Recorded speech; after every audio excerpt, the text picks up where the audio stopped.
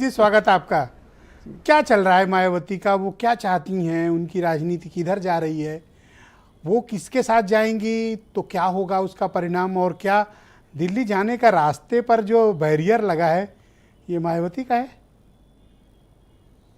देखिए, जब इंडिया गठबंधन बना तो ये बात आई कि मायावती के ना होने से ये कितना असरकारक होगा। लेकिन एक बात और स्पष्ट हुई कि उत्तर प्रदेश में इंडिया गठबंधन को लेकर जब तक ऐलान नहीं हुआ था तब तक ये था कि मुसलमान लोकसभा के चुनाव में कांग्रेस के साथ जा सकता है और समाजवादी पार्टी को इसका नुकसान हो सकता है। लेकिन अब वो गठबंधन बनने के बाद से बात खत्म हो गई। मायावती को यही भरोसा था। पिछली बार 2019 के चुनाव में मायावती 39 सीटों पर चुनाव लड़ी थी और समाजवादी पार्टी और उनके सहयोगी लड़े। 39 जो सीटें नहीं लड़ पाई मायावती, 40 सीटें, उस पर उनके वोट लूट लिए भाजपा ने। और मायावती ये कहती कि हमारा ले लिया, अपना वोट तो दिया नहीं।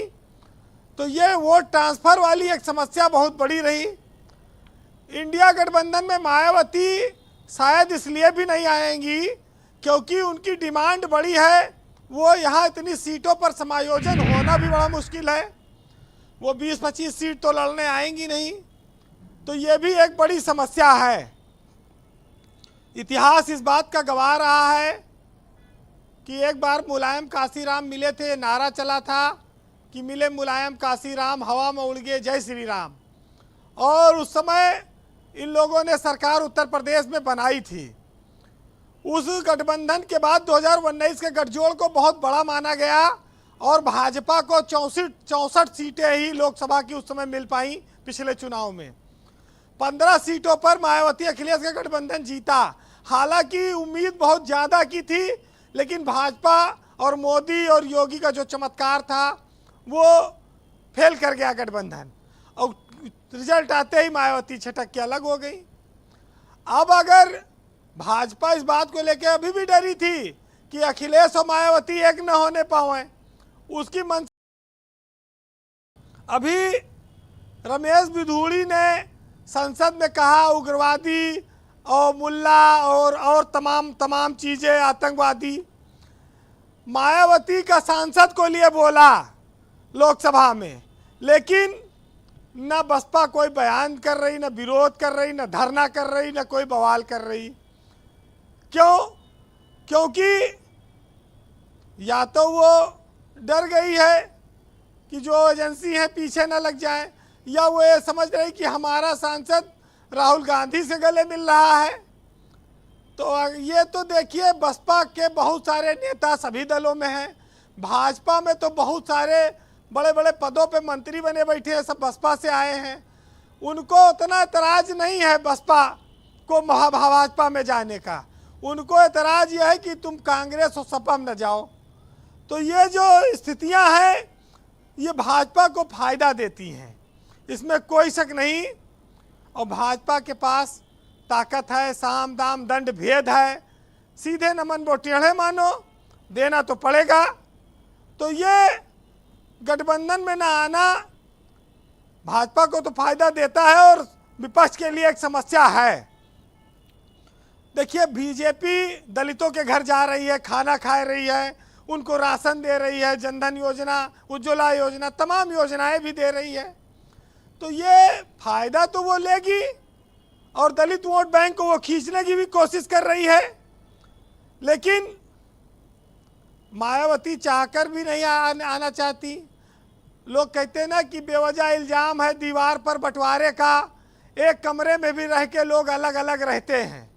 उत्तर प्रदेश की सियासत में है सब विपक्ष में, लेकिन एक साथ नहीं आएंगे बीजेपी से लड़ने के लिए।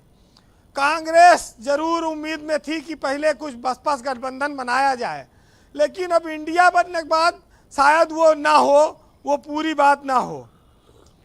नीला झंडा हाथी निशान वाली चमक अब देखिए धीरे धीरे जा रही है और वो सब चमक खींच रही भाजपा, गाली खा रहे दूसरे दल। तो ये बड़ी समस्या है।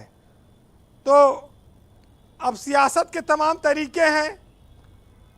देखिए, गांव में स्थिति यह है कि मायावती की अपील के बाद दलित कहता है भाई यादव का वोट के साथ ना जाओ, यादव से वो एतराज़ करता है, मुसलमान के साथ चला जाता है।